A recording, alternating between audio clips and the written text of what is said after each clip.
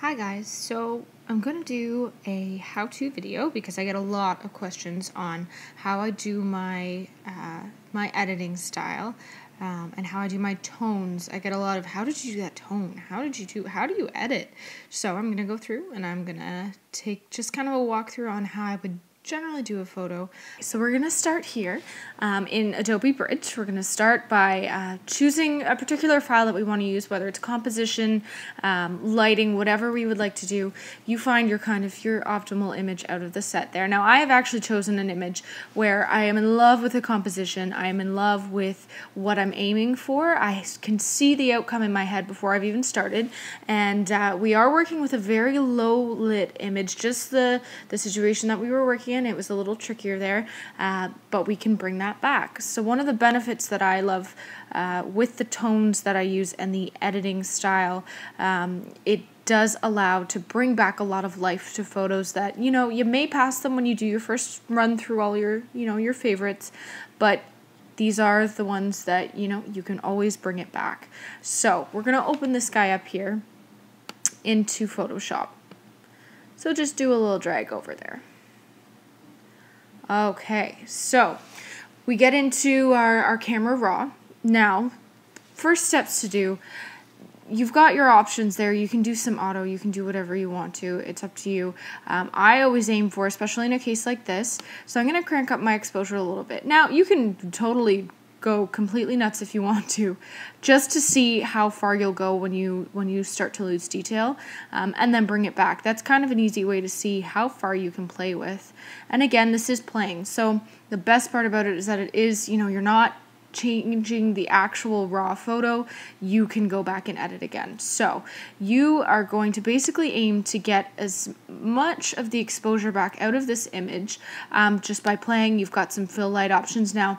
Fill light is one of my favorites. It tends to bring back a lot of life to the background of the image, especially if it is low lit. You can bring back that the darkness from around it. Be careful though, because you'll start to notice when you do go slightly, a little too far, it starts to blow out the actual image itself, your main focal point there. So definitely don't go too far with this guy. I'm going to go just a touch there. You can play with recovery as well. Recovery is a great option as well. If you've got some highlights that are totally blown, see how it changes that color on the highlights in the ring there. You can definitely make a kind of a decision to go a little bit out of the way just to get those tones back a little bit. Contrast is always good, but again, you have to watch with that because we're just going to blow that background right back to darkness again. So I tend to actually keep the contrast where it is. We can always change that in Photoshop after. The raw editor, I try just to stick with getting those kind of basics out of the way. So working with exposure, working with those, getting the image to the point where then you can play with it and fix some other things after. Okay, so this is looking not too bad. We've got the exposure up a little bit. That's fantastic. You can work with a tone curve in Camera Raw, but I like to do that in Photoshop just to have a little bit more control. As well, you can add some effects. Obviously, you've worked with Raw before, and if you have it, you understand all the different options you've got. But I think that's all I'm going to do for now, just until I bring it into Photoshop. There's also the option as well for temperature. Now, in this particular image, you can see how quickly we start to change if we go down in temperature. Now, it was a very warmly lit room that this was shot in, so I'm going to bring the temperature down just a little bit. Not too much, because I do like that warm detail that you can see in the wedding band there. Kind of picks up a little bit on the detail of the flower, so you can kind of get that feeling in there. So what I generally do for workflow, I actually open up a copy in Photoshop. So that's where you're holding down the option button. If you're on a Mac, changes that little dialog over there from open image to open copy. So I always open a copy. Okay, so we've opened up our image there. And as you can see, even just comparing it to our raw, we have brought back so much of this photo already that it's absolutely fantastic. You cannot judge things based on how they are looking, A, on the back of the camera, and B, on their own, because with the type of lens you use and the type of camera, you will bring back this image. Okay, so let's work with this guy here. So the number one thing that I always start with, just out of my habit, the way I work, so I actually make a copy of this background. Now, when you go to your blending options here, I automatically change this to soft light, and it's a contrast kind of a thing, okay? I do this to every single image. I don't know where I picked this up, but it's become a habit, and it does get those nice details. Now, obviously, this is a little overdone here. So what we're going to do, I'm going to hit the Command U key. That brings up my hue saturation. If you prefer, you can always do this on, a non-destructive layer using the hue saturation. But in this case, I generally don't have to backtrack on this too much. And if I do, I just start from scratch. So we're good to go there. Just to work with it directly affecting that layer. So I'm actually going to drag that all the way down so it is a black and white. You can bring a bit of color back if you still like that warmth, but I'm actually going to drag it all the way down there. And then on my opacity, I'm just going to bring that back a touch so that we're getting those wonderful tones in there. And if you can see the difference, it's just slight. And you can completely affect that whatever way you'd like to. Sometimes as well, I'll do a direct curves right onto that layer. And again, this depends on the subject that you're working with, but this is my general workflow. You bring those curves up just on that black and white layer. Now, again, you can go too far and see how that affects it. I actually do like to get a bit of an S in there, depending on which route you'd like to go. Now, if you get an S this way, that layer is going to look quite strange, but the outcome is actually going to be a nice, beautiful contrast to it. Otherwise, if you go in the opposite direction, you're going to get some very intense shadows, almost too much there. But definitely, if that's the look you're going for, then that gives you some option there as well. So I'm actually gonna bring down that contrast just a touch. So we've actually almost given this almost a strange kind of a polarized effect on the actual background copy there. But if you can see the difference, it brightened it up just a touch, just enough to give us that little sparkle. And then all I do is Command E, bring that right back. You don't have to do that. If you're really big on having those layers non-destructive working, keep that in there. But I am a big fan of getting that out of the way just so that I know I'm working with that beautiful brightened image. Okay, so now this is where we get our tones. How do you do those tones? So what I do, go into your new fill or adjustment layer. You're going to get a solid color. Now, there are many different ways to do what I do. I've seen a lot of people do this through curves, through hue saturation. I've seen a lot of people do this many different ways working with color balance. This is my particular route that I take. So, you got a couple of different tones to work with here. Depends again on the image. Now, generally you're not going to go for greens, mostly because unless you're working with a forest, unless you're working with something that has primary green tones or primary even orange tones, you're kind of going for, secondary color wheel, you're going for the opposite color, okay? Now, that's, again, not always the case, but you're going to kind of more so aim for, say, a blue, a purple, an orange, or a more red tone. Now you have to be careful. You're not aiming for this color spectrum, the bright, solid end of things. You're aiming for that pale, almost a muted color in any of the colors that you choose, okay? Now for this particular image, I could do a couple of things. It is purple, so to put a purple on top of a purple, really not going to do too much for you. Now, you could go, if you do like that warm texture, you could by all means go for an orange, like I had said. And now, again, we're not aiming for bright orange. We are aiming for a little more subdued because we don't want this to look too overdone. We don't want this to look like the, Instagram right off your iPhone there. We want this to be an actual natural looking photo without going too much. So I have just skipped a step there. What I've done is taken my color layer, and I've actually gone right into our blending modes, gone to pin light for that. Now, there is a big reason for pin light. If you do anything else, you are not going to get this effect. Pin light is key.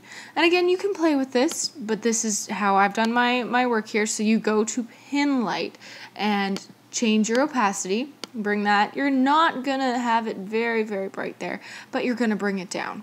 And so if you like, for this particular image, a nice kind of a warm feel, once you bring down the opacity, you can then go back to your color and you can play around. And you get that automatic instant gratification of seeing that preview. Because once the opacity is down, you can actually see how it's affecting which tonal areas it's touching just by changing that actual color that you're working with.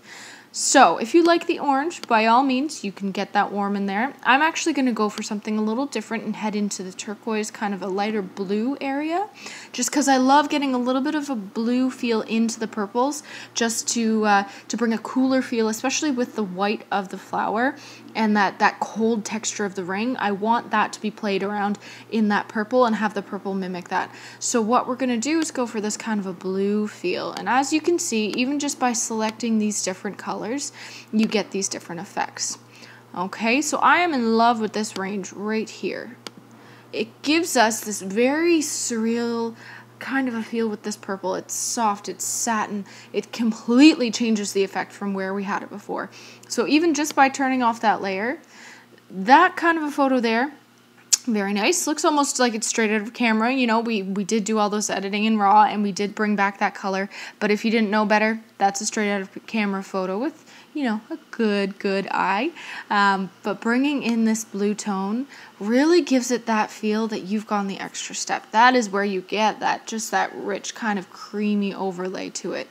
Okay, now again, you can play some more, and that's when you would get into your dodging, your burning. That's where you really finesse the image to that level of perfection that you're aiming for, or just to play. I mean, that is the best part about it, is that none of this, it's non-destructive.